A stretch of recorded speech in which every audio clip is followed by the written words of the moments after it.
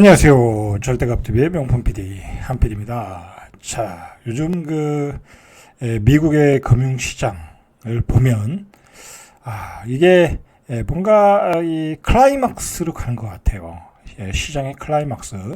자, 미국의 금융시장이 왜 중요하냐면, 자, 미국의 금리가 달려 있는 거죠. 그죠? 미국의 뭐 주식시장도 있지만 중요한 건 세계 경제를 휘어잡고 있는, 결정을 짓는 그런 금리의 변화가 이제 나타날 수 있다라는 거죠. 근데 미국의 시장이 지금 거의 클라이맥스로 가고 있다.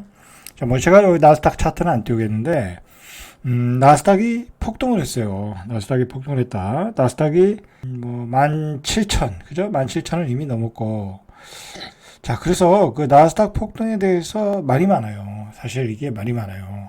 이게 거품이다. 그죠? 거품이다. 자, 이 거품이다라는 이야기를, 뭐, 그냥, 미국의 일반적인, 뭐, 어떤 평론가들, 뭐, 그런 수준에서 얘기하는 게 아니에요. 그죠? 뭐, 아주 미국의 구루들, 그 다음에 미국에서 엄청난 수익을 내는 그 해치펀드들. 자, 그런 사람들이 다 팔고 나가면서 하는 소리예요. 팔았으니까 자기들이 뭐 거품이다 이야기를 할 수 있는데, 자, 거품이다라고 이야기를 해요. 저는 뭐, 그 말에는 동의를 해요. 근데, 거품이라고 해서 뭐, 지금은 꼭 주식을 팔아야 된다. 그런 건 아니에요. 왜냐면, 주식은, 항상 거품을 먹고, 한 번 더 이렇게 예상을 깨고 더 올라가요. 그죠? 그러면서 지금 이제, 이슈가 되는 게 엔비디아잖아요. 자, 엔비디아가 거품이냐 아니냐.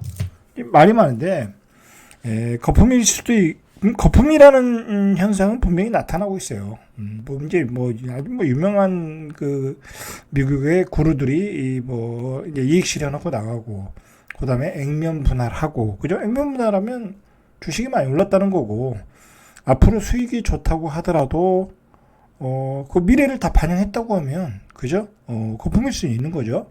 그죠? 그러나 뭐 지금은 팔 시기는 아닌 것 같아요. 중요한 거는 아직도 더 줄여도 된다. 그죠? 줄여도 된다. 뭐, 일단은 그렇게 생각을 해요. 꺾어지면 팔면 되죠. 뭐, 밑에 싸게 사신 분들은. 그죠? 자, 어쨌든, 미국이 거품이냐, 아니냐라는 게 중요한 이슈이고, 그 다음에, 미국의 나스닥이 급등을 한 이후에는, 고용이 떨어지고 있다. 고용이 떨어진다는 것은, 경기가 안 좋아진다라는 거거든요. 역설적인 거죠. 그죠? 미국의 경기가 식고 있는데 미국의 금리 인하 기대감으로 주식이 올랐다. 그건 거품이죠. 그죠? 분명히 거품인 거예요. 경기는 분명히 미래에 안 좋아지는데 금리 인하 기대감으로만 오른다. 자, 그럼 이제 미국의 풍부한 유동성이 좋으니까 막 돈을 풀잖아요. 금리 인하가 되면 그 기대감으로 오르는데 한계가 있겠죠. 그죠? 한계가 있겠죠. 그래서 이제 제가 이제 표현을 하기로는 서서히 클라이막스로 가고 있다라는 거예요. 자, 그거에 따라서 지금 우리 주식 시장도 그렇고 우리 부동산 시장도 그렇고 변수들이 많이 생겼어요. 이제 여러분들 요 조금 어려운 얘기지만 좀 체크를 하셔야 돼. 체크를 하셔야 되는데 뭐 요즘 뭐 금리 때문에 막 그 목숨 걸고 그거 파고드는 사람들이 있는데 뭐 그러실 필요는 없어요. 왜 그러냐면 여러분들 생각을 해보세요. 지금 뭐 미국의 금리가 내리면은 여기서 뭐 얼마를 내리겠어요? 예전처럼 못 내려요. 그렇게 예전처럼 저금리로 뭐 2%대 뭐 1%대 지금 뭐 4.75인가 그런데 여기서 3포인트 내리겠어요? 뭐 그렇게 내리려면 미국에 엄청난 불황이 와야 돼. 그렇게는 내리기 어렵다. 왜 지금 뭐 그렇게 내렸다가는 세계의 어떤 인플레이션에 휘말려서 뭐 어떤 뭐 대란이 일어나는 거예요. 뭐 전쟁도 일어나고 막 그렇기 때문에 뭐 사실 지금 러시아 우크라이나가 싸우는 거, 그다음에 그 이란과 이스라엘이 싸우는 거, 그리고 중동과 러시아, 중국이 한패거리가 돼서 또 서방 국가들과 싸우는 게 다 그게 미국의 달러와 자원가의 싸움이에요. 그죠? 미국의 저금리 유동성과 그 풍부한 자원을 가진 그런 나라들과의 패권 싸움이에요. 근데 여기서 뭐 그렇게 또 금리를 내렸다가는 정말 그 핵전쟁이 일어나는 거예요. 핵전쟁. 진짜, 그렇게 일어날 수 있어요. 자, 어쨌든 미국의 고용이 냉각됐다. 그래서 금리 인하를 할 수 있다. 9월에. 자, 그런데도 시장은 웃지를 못한다. 그러니까 이게 여러분들 조심하셔야 되는 게 지금은 금리 인하 기대감으로 주식이 오르는 거잖아요. 그러면 어느 순간 고용률이 확 떨어진다. 이 고용 숫자가 있거든요. 예를 들어 기준점이 있는 것 같아요. 그것도 지금은 뭐 84,000 그 정도인데 뭐 한 74,000 막 그렇게 떨어진다. 그죠? 그렇게 되면은 이건 경기 불황이다. 경기 침체다. 그리고 금리 인하는 앞당겨진다. 자, 그럼 그땐 주식은 폭락하는 거야. 그죠? 주식 폭락하는 거예요, 여러분들. 조심하셔야 돼. 지금 미국 주식들 많이 들어가고 있는데 일단은 경계야, 경계를 좀 하셔야 돼. 자, 그런 차원에서 이야기하는 거예요. 자, 4일 미국 노동부가 지난 4월 구인 건수가 전월 대비 26,000건 줄어든 805만이에요. 아까 8만이 아니라 이제 7만이 아니라 700만이겠죠. 제가 앞에서 잘 얘기를 잘못했어요. 805만 9천 건으로 집계됐다. 근데 다우존스 전망치는 840만 건을 크게 밑도는 수준이라는 거예요. 자, 지난 2021년 2월 이후 21년 2월 이후 3년 2개월 만에 가장 낮은 수치이다. 자, 그러니까 구인 건수가 805만 건, 840만을 기대했는데 805만 건 줄어든 거 예상보다 많이 줄어든 거죠. 그죠? 자, 미국 구인 건수는 지난 22년 3월에 1,200만 건이야. 와, 그러니까 엄청난 호황이었다는 얘기죠. 1,200만 건에서 800만 건으로 줄어들면 많이 줄어든 거예요. 그죠? 이제 경기가 서서히 침체하고 있다라는 거야. 자, 지금은 시장에서 그 침체가 호재로 나타나고 있지만 그 호재가 어느 순간 악재로 간다라는 거야. 그래서 팬데믹 전 700만 수준으로 향한다. 요게 포인트 같아. 한 700만으로 떨어졌다. 700만이면 얼마 안 남았어요. 자, 이렇게 되면 시장은 경기 침체다. 이제 그런 사인을 좀 있으면서 주식이 폭락할 수 있다라는 거야. 염두에 두셔야 돼요. 자, 염두에 두시고 미국 주식을 투자를 하셔야 돼. 지금 우리나라 그 젊은 세대들 20대, 30대, 40대들이 한국 주식을 잘 안 해요. 뒤에서 이야기하겠지만, 자, 뒤에서 이야기하겠습니다. 이건 중요한 얘기라. 자, 이렇게 기준금리 인하 기대감이 높아졌다라는 거예요. 실제로 지금 이제 시카고 상업거래소에서 이 그룹 패드워치 이게 이제 금리를 예상하는 그 기준점이 되거든요. 자, 9월 기준금리 인하 가능성이 65.7%로 60% 높아졌어요. 9월 달. 자, 앞으로 한 3개월 남았죠? 3개월 뒤에 미국이 금리 인하 할 수 있다라는 거야. 충분히 할 수 있어요. 지금으로 봐서는 고용률도 낮고 거기다가 물가도 떨어지고 이제 물가는 아직 안 떨어지니까 못하고 있는 거죠. 그래서 올해 2차례 금리 인하, 그죠? 충분히 예상할 수 있는 모습이에요. 그죠? 자, 이러니까 미국의 국채 금리도 떨어지고 있죠. 자, 근데 요것도 변수가 생겼어요. 미국의 국채 금리도. 왜냐면 미국의 국채 금리가 낮으면 팔리지가 않을 수 있다는 거야. 요즘 미국의 국채가 잘 안 팔린다는 거야. 그죠? 워낙 걔네들이 달러를 많이 발행하다 보니까 금리가 어정쩡해서는 안 사간다라는 거야. 그럼 잘못하면 올린다라는 거야. 그러니까 그것도 변수야. 그럼 미국의 국채를 못 팔면 미국이 어떻게 재정을 조달하겠어요. 그러니까 만약에 미국이 금리 인하를 한다? 그러면 미국의 국채 금리도 떨어지는 거야. 그렇게 되면 미국의 국채가 안 팔린다. 그런 사태로 가면 또 안 되잖아. 그죠? 그런 또 변수도 있어요, 사실. 이게 복잡한 세상이에요, 이게. 자, 그래서 BMO 캐피탈 마켓의 이안 리케 전략가는 최근 경제 지표들은 점점 골드락스를 넘어 소비 침체 쪽으로 가고 있다. 자, 일단은 소비 침체로 가고 있는 거예요. 골드락스 분위기는 아니라는 거지. 그죠? 어떤 사람들은 골드락스라고 그러는데, 골드락스 분위기는 아닌 것 같아요. 그죠? 골드락스 분위기는 아니다. 경기 침체로 가는데, 언제 날벼락이 떨어지냐. 이제 그것만 남은 거예요. 그죠? 자, 그래서, 일단 이제, 제 생각으로는 그 전까지는 금리 인하 기대감이 잘 없었어요. 그죠? 그래서 막 그 연준에서 오히려 금리 인상을 해야 된다. 그죠? 뭐 그런 얘기뿐만이 아니라 당분간 금리 인하 없다. 올해 금리 인하 없다. 막 그랬잖아요. 그죠? 파월 연준 의장도 유사한 발언을 했고.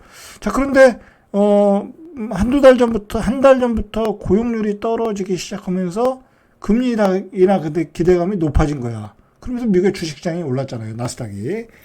제가 몇 개월 전에 미국의 주식시장을 예상을 할 때 나스닥은 계속 오른다 라고 얘기했어요.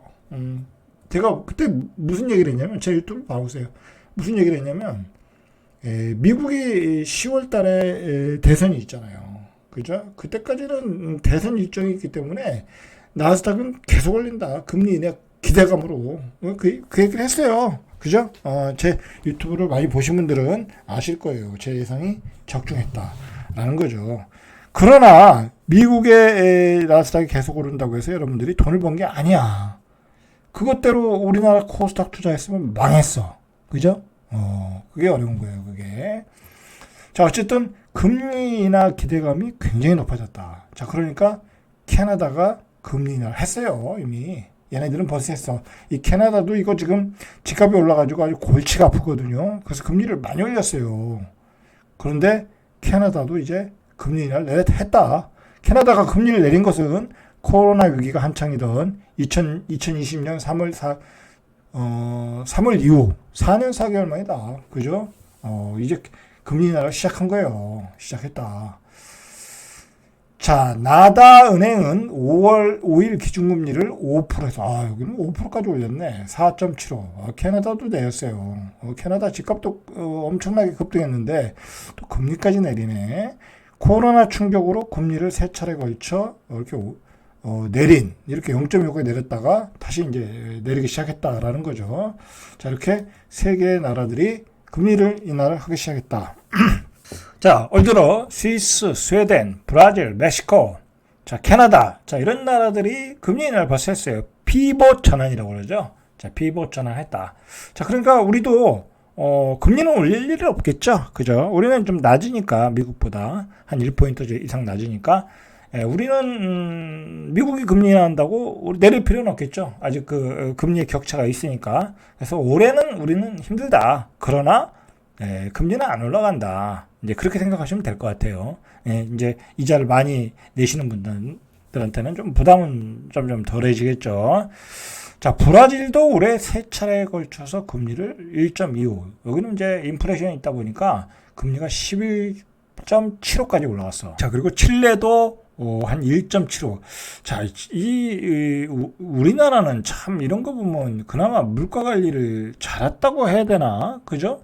뭐 어쨌든 미국보다 낮은 금리 가지고 이만큼 버텼잖아. 그죠? 이만큼 버틴 거는 뭐 정부가 잘했다기보다는 저는 우리 국민이 안 쓰고 열심히 살아서 그런 거예요. 여러분, 정부가 잘한 거 아니라 물론 우리나라의 어떤 경제 구조 시스템도 물론 좋아요. 선진국인데 그러나 우리나라 국민들이 굉장히 절약하면서 그죠? 잘 살았다라고 보시면 될 것 같아요. 자, 어쨌든 자, ECB 유럽의 중앙은행도 통화정책이사회에서 기준금리 리파이낸싱 금리는 4.25. 자, 미국 이제 ECB도 인하한다. 앞으로 인하할 것이다라고 지금 얘기가 나오고 있어요. 세계 은행들이 금리 인하하고 자, 미국도 9월 달에 한 번, 12월 달에 한 번 한다. 이제 그렇게 일단은 잡아도 될 것 같아요. 일단 지금 분위기로 봐서는 그죠? 봐서는 우리나라는 차례 연말 그죠? 연말에 한 번 정도는 할 수 있을 여지는 있는 것 같아요. 그죠? 워낙 경기가 안 좋다 보고 안 좋고 실제로 우리 기준금리가 3.75지만 실제로 우리가 은행에서 대출 받는데 한 3.75 그렇게 받잖아요. 그죠? 전세자금 대출 받아도 그 정도 받잖아요. 그러니까 사실은 기준금리보다 더 낮게 받는 거야. 왜냐면 기준금리에 가상금리가 들어가야 되는데, 그죠? 그렇기 때문에 우리는 금리를 인하할 여지는 없지만 그래도 경기 활성화 차원에서, 그죠? 자, 여러분들 이런 걸 생각하셔야 돼. 자, 우리가 이런 정보를 접하면은 그죠? 우리가 이런 정보, 금리 인하한다, 그죠? 금리 인하한다. 미국도 금리 인하한다. 자, 그러면 나스닥은 이제 경기도 꺾어질 수 있어. 이건 뭐 제 생각이에요. 그러면 우리가 우리 한국 예를 들어 코스피에 투자할 때 뭐 미국은 이제 좀 다른 얘기고 우리는 미국의 금리 인하 수혜주는 우리가 알 수가 없잖아, 그죠? 그렇다고 지금 다 오른 빅테크 주식을 투자하기는 좀 그렇잖아, 그죠?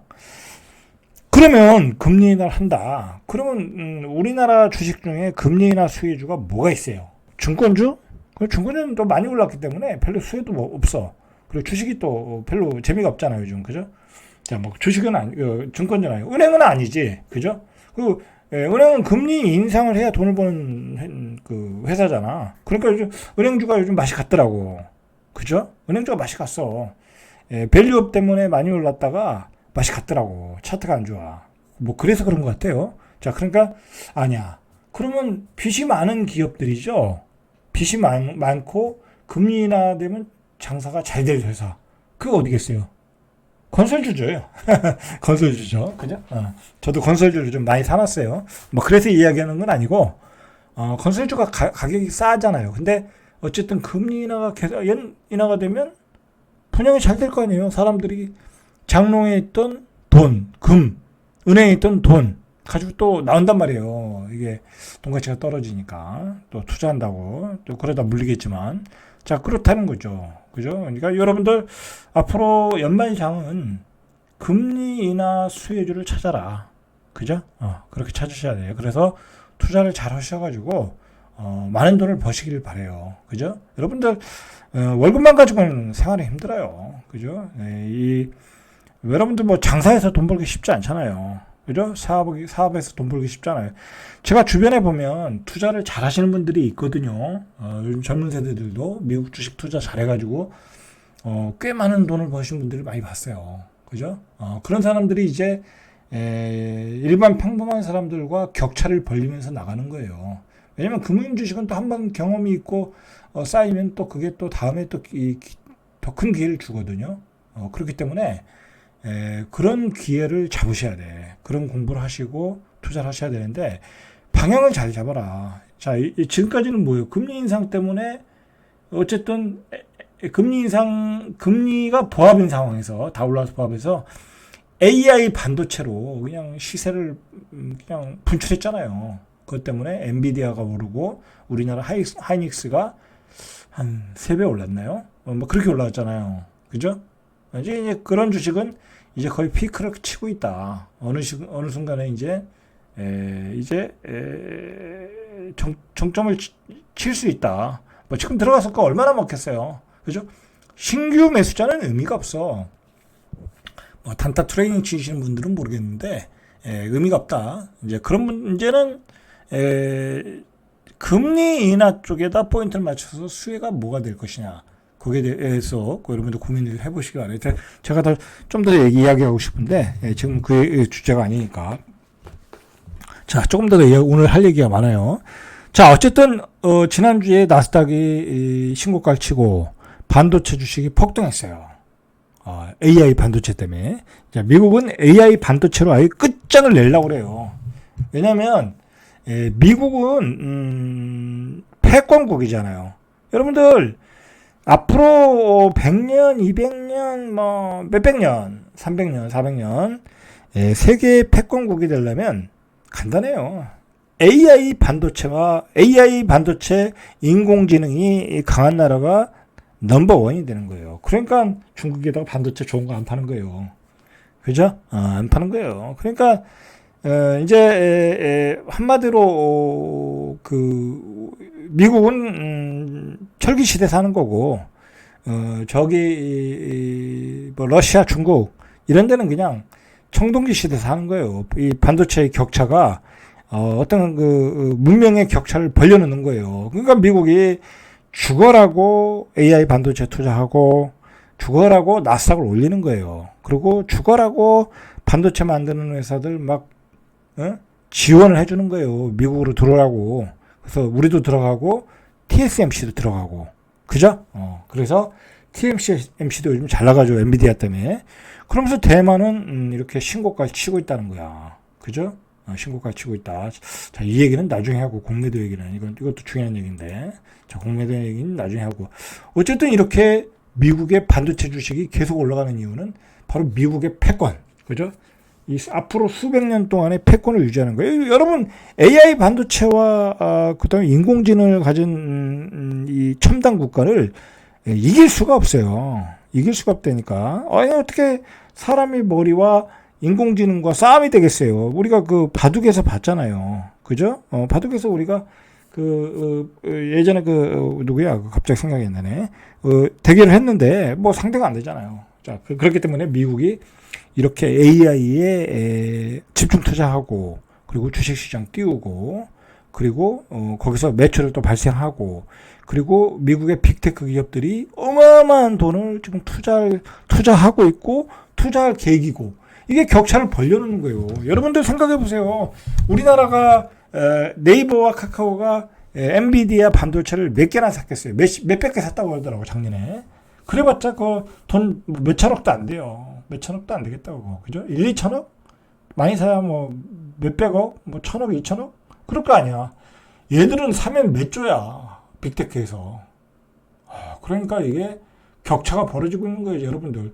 생산도 미국이 하고, 그죠? 미국이 다 하고. 뭐 우리도 물론 이제 HBM 반도체를 납품을 하지만, 뭐 그거야 뭐 일부 부품을 납품하는 거지만. 근데 수요도 얘네들이 다 하고, 그 기계를 가지고 엄청난 돈을 벌 수 있는 시스템도 이들이 만들고 있고, 반도체 설계회사도 영국이 가지고 있고, 그죠?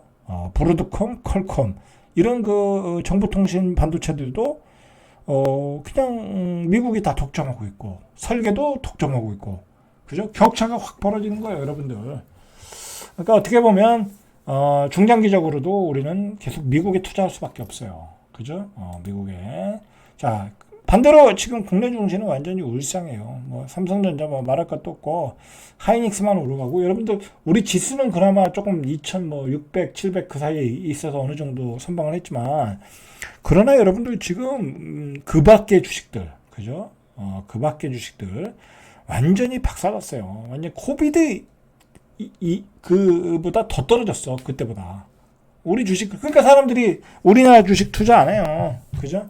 외국인도 그냥 하이닉스만 사고, 멜리업 주식만 조금 사고, 그러니까 투자를 안 해요. 외국인도. 그리고 우리나라 젊은이들도 신규 투자가 안 들어오고. 그러니까 요즘 뭐라고 하냐면, 대한민국에 남은 거는 석유 관련주와 가스주, 그 다음에 하이닉스밖에 없다 라고 얘기하는 거야. 투자할 게 없다라는 거야. 그죠? 그 투자할 게 없으니까 도박성 있는 테마주에 몰두하고 있는 거야. 그죠? 그래서 그러니까 수익이 안 나잖아요. 일반 투자자들이. 나는 저 주식이 저평가되어 있다고 샀는데. 그죠? 우리나라 주식들 PBR 0.16, 0.3 막 그 회사의 그 건물만 팔아도 그 주식의 시가총액보다 더 많이 나오는 회사가 호다해.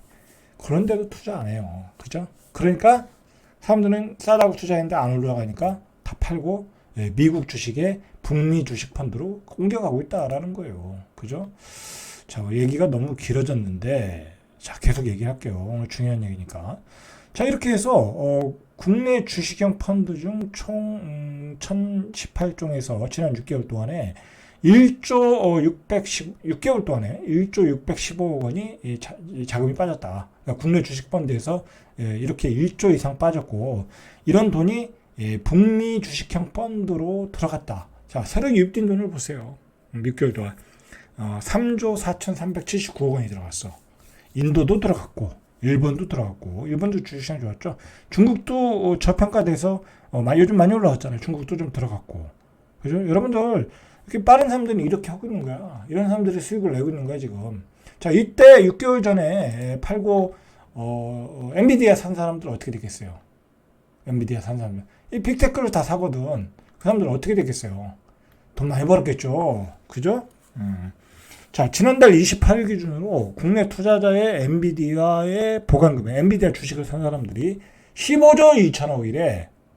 그러니까 테슬라로 돈을 많이 번 사람은 상관없는데 옛날에 테슬라를 많이 샀는데 테슬라 맛이 갔고 엔비디아를 산다는 거야. 이거 다 이익 실현을 잘 하셔야 될 텐데 어쨌든 돈을 많이 벌었다는 얘기잖아요. 지금 신고가 치고 있으니까. 그죠?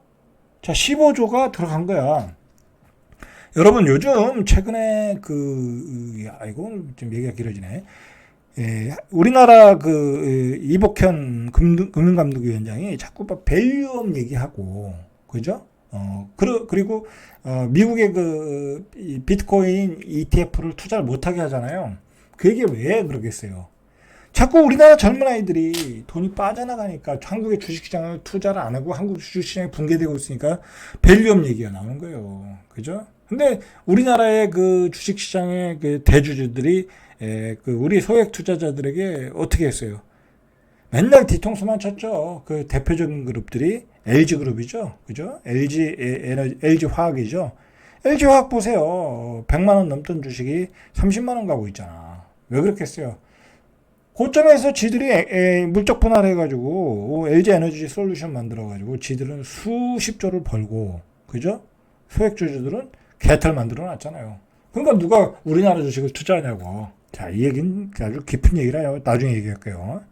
그것만 그래요. 그런 기업이 허다해요. 허다해. 그 다음에 배당도 안 주고, 그죠? 그런 기업들이 허다하다. 그리고 나머지 그 코스닥의 이 잡주식들은 그건 말할 것도 없고 맨날 시비 발행하고 맨날 바이오 주식이라고 해가지고 사기만 치고, 그죠? 이거 완전 질이 개판이라고. 그러니까 누가 우리나라 주식을 투자해? 우리나라 주식 투자해서 돈 번 사람은 슈퍼개미 외에는 없어요. 그죠? 없어요. 자, 그렇다라는 거죠. 이제 젊은이들이 그래서 다 빠져나오고 있다. 그러니까 무서운 거죠. 우리나라 주식시장이 지금 서서히 붕괴되고 있는 거야, 사실은. 그죠? 그러니까 금융감독위원장이 밸류업 얘기 나오고. 근데 밸류업도 그것도 먹히나, 그죠? 잘 먹히질 않아요, 지금. 왜냐면 강제성이 없으니까. 그죠? 그것도 일부 종목만. 그렇죠. 그런데다가 지금 주식시장에서 미국으로 다 빠져나가고 있죠. 그런데다가 만약에 비트코인 ETF 투자를 허용해봐. 그 비트코인 사실 현물을 사는 게 쉽지 않거든요. 사고 파는 게. 그럼 편한 게 ETF잖아요. 그러면 일반 사람들도 그냥 쉽게 ETF를 사버린다고. 그것도 안전하고. 자, 그러면 돈이 얼마나 빠져나가겠냐고. 우리 주식시장 계속 붕괴가 되는 거야. 그죠? 이제 그렇게 되면 신규 상장도 못해. 그죠? 신규 상장도. 자, 오늘 복잡한 얘기인데, 이 얘기를 내일도 좀 해야 될 것 같아요. 자, 절대값TV의 명품 PD, 한 PD였습니다.